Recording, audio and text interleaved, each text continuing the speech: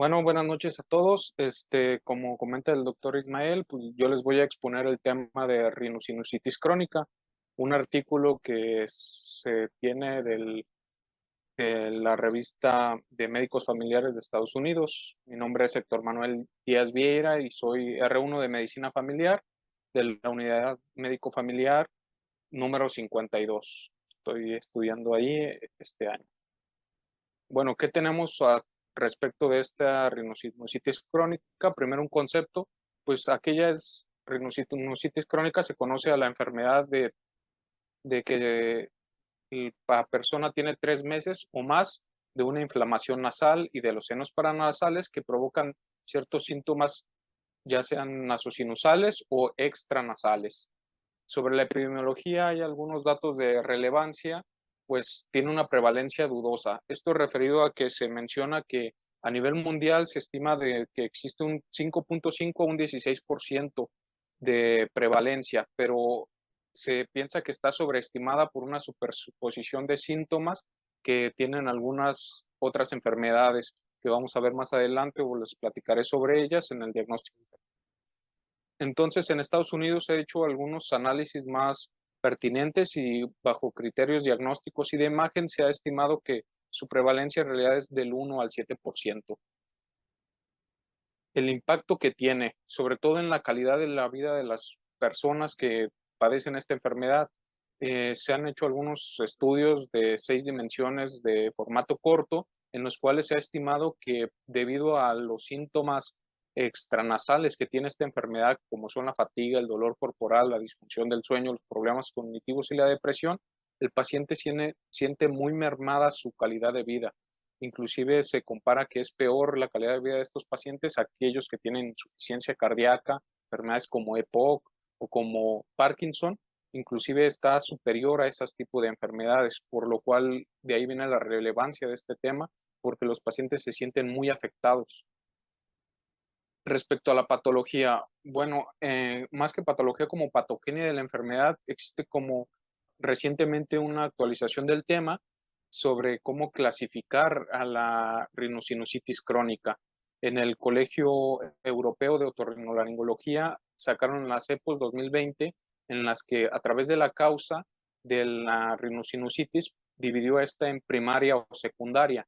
La primaria pues es propio de los senos paranasales y la nariz, y la secundaria se debe comúnmente a una causa externa que puede ser localizada, por ejemplo, infecciones ontogénicas o bolas fúngicas o alguna tumoración, o una secundaria de tipo difusa que viene a través de una enfermedad sistémica, como pueden ser la fibrosis quística, enfermedades autoinmunes, inmunodeficiencias del paciente que le provocan este tipo de enfermedades.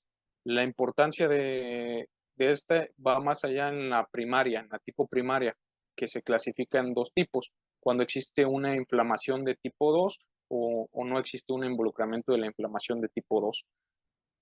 Esta es más importante porque va más acercado a los de otorrinolaringología, a estos especialistas, hablando de aquella que sí tiene con inflamación de tipo 2, que es de tipo difusa, que es la de eosinofílica o la con pólipos, que es la que más tratan este tipo de pacientes y es la que más llega a presentarse. ¿Cómo hacemos el diagnóstico? El diagnóstico de esta enfermedad se hace a través de dos grandes rubros, de dos grandes prácticas. Es eminentemente clínico, como lo diríamos, y es a través de un interrogatorio adecuado en el historial clínico y una correcta exploración física. Respecto al historial clínico, clínicamente se le pregunta al paciente en los últimos 3 meses si ha tenido alguno de estos 4 síntomas, que son la congestión nasal, la descarga nasal ya sea anterior o posterior, el dolor o la presión en cara y la hiposmia o anosmia que pudiera presentar. Si tiene dos o más de estos síntomas en las últimas 12 semanas interrumpidas, pues el paciente ya prácticamente nos está orientando al diagnóstico. ¿Cómo lo observamos? Pues en la exploración física a través de una rinoscopía con espéculo, pues podemos ver o observar el pólipo comúnmente. En las imágenes que podemos observar ahí, pues tenemos la imagen A, que es de un paciente pues sano, y la imagen B, que ya es un paciente donde podemos ver un pólipo y un aspecto acuoso. En la imagen, en ambas imágenes, con el asterisco podemos ver el cornete inferior. En la zona donde están dos asteriscos nos señala pues el tabique nasal. En la imagen A, donde es el paciente sano, pues la flecha marca el cornete medio. Y en la imagen B, pues en la imagen con flecha como punteada, marca ahí donde está el pólipo del paciente, que esto se ve a través de, como menciono, del espéculo nasal o pues ya un otorrinolaringólogo a través de una endoscopía. El diagnóstico diferencial, ¿por qué es importante diferenciar esta patología de otras? Porque existen muchas patologías que nos pueden, pues como pensar en que pudiera tratarse o no de la rinosinusitis crónica. Lo primero, pues es tratarla de diferenciar en algo crónico, diferenciarla de una rinositis aguda bacterial, que pues la forma fácil pues es el tiempo de evolución y los síntomas que la rinosinusitis aguda bacterial pues puede ya aparecer síntomas sistémicos de tipo infeccioso. Algunas otras alteraciones importantes que mencionar de este listado de 13, pues es algunas como la rinosinusitis alérgica, que comúnmente es por temporadas que se presenta, algunas diferencias de esta, algunas neoplasias o algunas tumoraciones que pudiera tener, pues causan signos unilaterales comúnmente del dolor y algunos otros síntomas que pues, nos pudieran alertar un poquito más, como epistaxis, que comúnmente en la rinosinusitis crónica per se no llegan a presentarse. Causas algunas de otras, pues problemas hormonales, como en pacientes embarazadas o algunos otros tipos de toma de medicamentos, una rinusitis medicamentosa, son algunas otras que debemos de estar pensando, o algunas ya enfermedades más, más grandes o sistémicas, una apnea obstructiva del sueño que nos puede dar estos síntomas, es, algunas otras tipos de patologías, tratarlas de diferenciar. Lo más importante, pues, son tomar en cuenta los síntomas de alarma. Ya cuando se presentan estos, pues, debemos de pensar en alguna otra patología, no una rinosinusitis crónica solamente. ¿Cuáles son estos síntomas de alarma? Pues cuando existe una inflamación periorbitaria, cuando existe diplopia, cuando existe una reducción de la agudeza visual, cefalea intensa o síntomas neurológicos o la aparición de epistaxis, como mencionaba. Y estos síntomas nos hablan de que probablemente no sea una rhinosinusitis crónica simplemente, sino que se está tratando de algún otro tipo de enfermedad que hay que darle la importancia del diagnóstico diferencial para que el tratamiento sea más oportuno en estos casos y más específico. Entonces, ¿qué es lo que hacemos? ¿Cómo diagnosticamos esta enfermedad? Pues principalmente, ya lo decía, con el interrogatorio y con la exploración física. Nos podemos ayudar de algunas imágenes. Si menciona en el artículo, pues lo más importante o lo que las imágenes más destacables, pues son de la tomografía simple de cráneo. En casos que se reservan esta tomografía, en casos de que el manejo, pues con el tratamiento de primera elección no funciona, cuando no están presentando pues respuesta a este tratamiento. ¿Qué vemos en la tomografía? Una inflamación inespecífica de la mucosa de los senos paranasales. En las imágenes podemos observar en las imágenes A, pues un paciente normal o sano que no tiene patología, y en las imágenes B podemos observar aquí las imágenes de un paciente ya con una rinosinusitis crónica. La importancia de la tomografía pues es descartar diagnósticos alternativos, sobre todo pues cuando el paciente tiene síntomas unilaterales, y entonces nos podríamos observar en la tomografía pues alguna tumoración o algo que ya está fuera de lo normal. En las imágenes A pues vemos unas imágenes de los senos paranasales bien aireados, que son las áreas negras que podemos observar en las imágenes, y en las imágenes B, pues una opacificación, que son las áreas grises que se observan. Para orientarnos en las imágenes superiores, pues tenemos en asterisco los senos frontales marcados ahí, que se pueden ver claramente la diferencia de uno y otro, y en las imágenes inferiores, pues con una X están marcados los senos maxilares. Igualmente, pues algunas otras recomendaciones sobre imagen que menciona el artículo, pues es que no debemos de solicitar más de una tomografía dentro de 90 días. No es necesario irradiar tanto al paciente. Igualmente, no se recomiendan las tomografías contrastadas, es mejor la tomografía simple de senos paranasales para realizar el diagnóstico adecuado. Y algo a mí que me pareció muy relevante, pues es que no se recomienda la radiografía simple porque se considera poco sensible y específica. En estas radiografías, como en la imagen que tenemos ahí, pues pueden comúnmente hacerse hallazgos como niveles hidroaéreos o pacificación que no son confiables comúnmente. En esta sí es de un paciente muy claro que sí tiene una sinusitis crónica, como podemos observar en la imagen, pues se ve el seno maxilar derecho, pues muy opacificado a comparación del izquierdo, pero inclusive también se ve una desviación del tabique nasal, pero comúnmente estas imágenes no son claras, no llegan a presentarse comúnmente en todas las radiografías, son muy dudosas y comúnmente difíciles de interpretar. Igualmente, no ayudan a diferenciar cuando existen estas alteraciones, cuando no lo ayudan a diferenciar en si es agudo o es crónico, si es una infección viral o bacteriana que pudiera tener el paciente, entonces no le orientan sobre un tratamiento adecuado. Igualmente se menciona que es compleja la anatomía, por ejemplo, de los senos etmoidales y pues no llegan a observarse en una radiografía simple. Para eso pues es necesaria la tomografía. Entonces pues no le ayudan al especialista, que sería el otorrinolaringólogo, para determinar si ocupa cirugía y cómo abordar este tipo de tratamientos.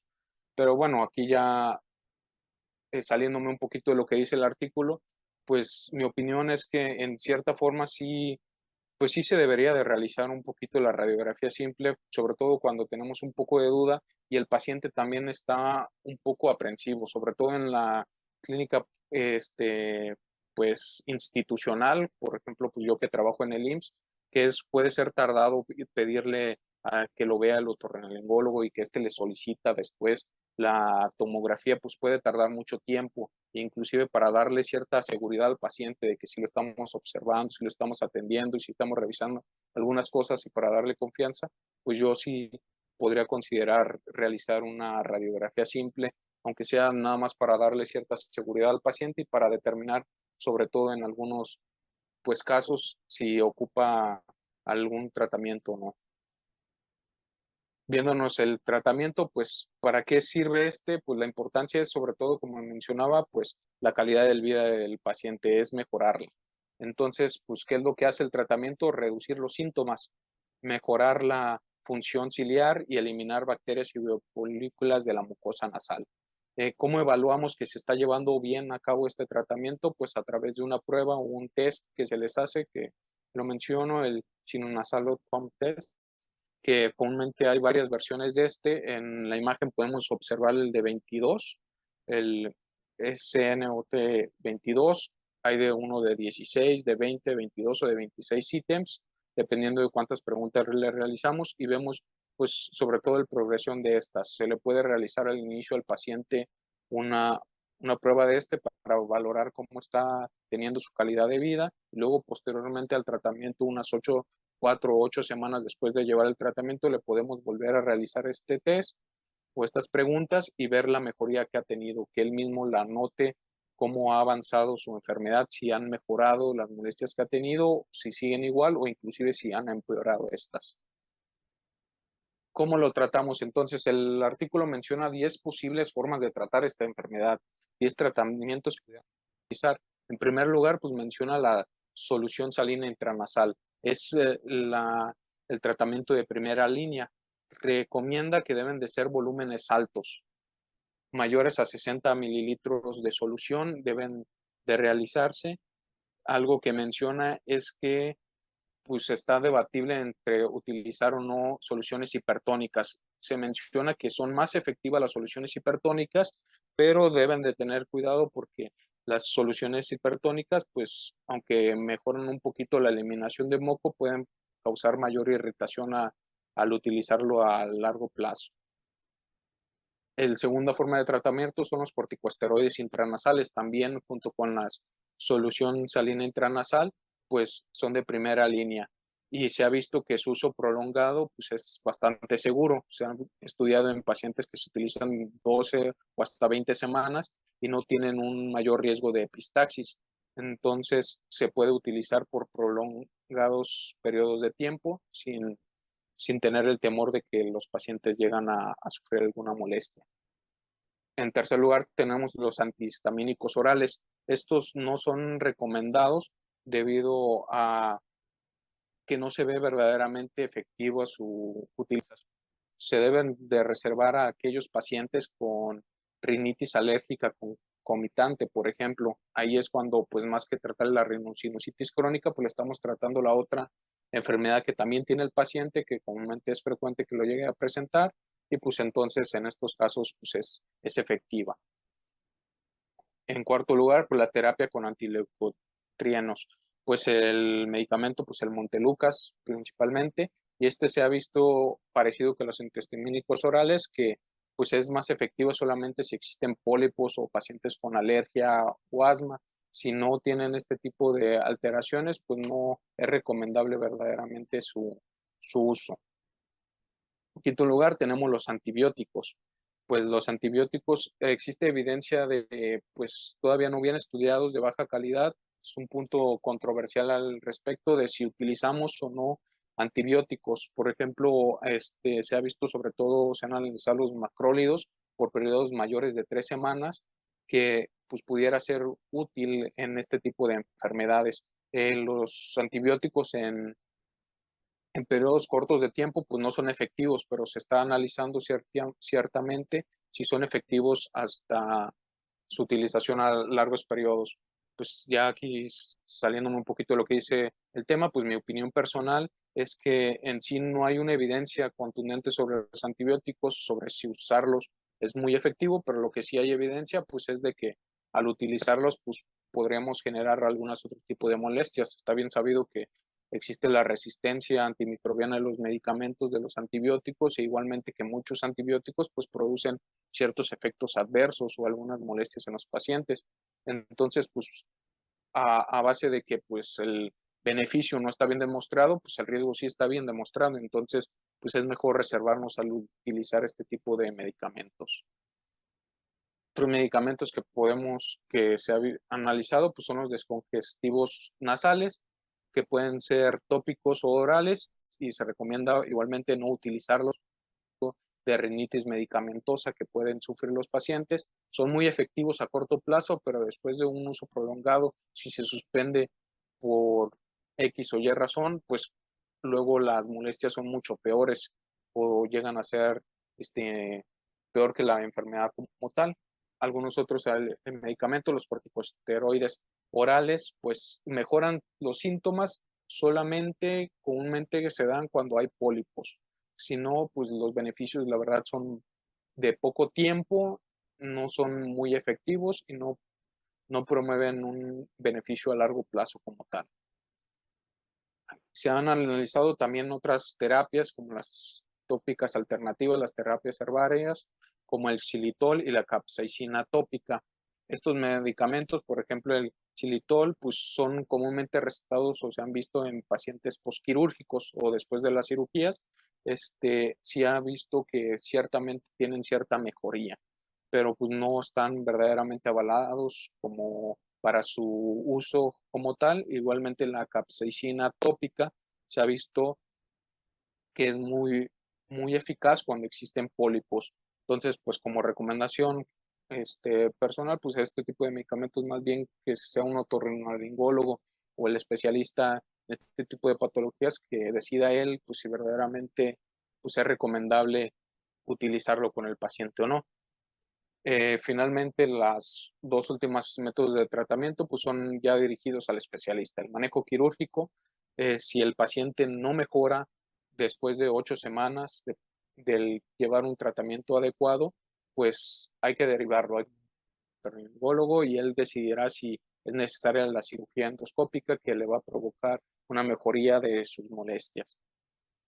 Y ya finalmente, si el manejo quirúrgico no funcionó, si ninguno de los medicamentos anteriores funciona, si la terapia intranasal con solución salina y los medicamentos corticosteroides intranasales no están funcionando, pues se operan, no funciona, pues entonces se puede dar terapias biológicas. Hay 3 medicamentos que la FDA ha aprobado: el dupilumab, el omalizumab y el mepolizumab, que se han visto que pues ciertamente sí producen ciertas mejorías en los pacientes, pero pues estos son solamente pues indicados por el otorrinolaringólogo.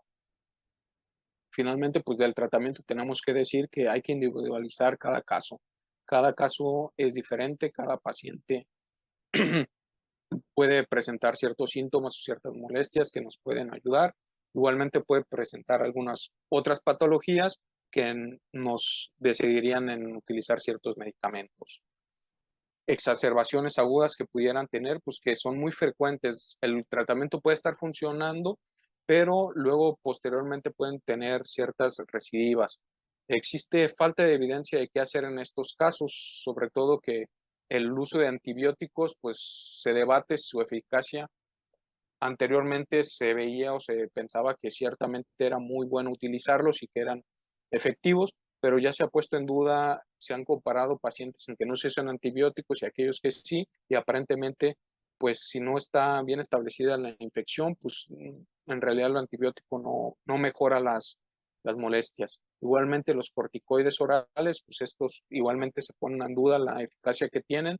En este caso, pues sí, es mejor evitar su utilización.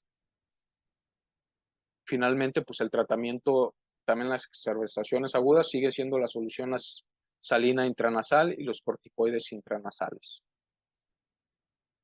Finalmente, pues la tabla de recomendaciones que tiene el artículo, pues es en primer lugar, pues tenemos que el diagnóstico pues se hace con los 4 síntomas cardinales que son, como mencionaba, la obstrucción nasal o congestión nasal, la descarga nasal anterior o posterior, el dolor, la presión nasal, que diga facial o en la cara y la hiposmia.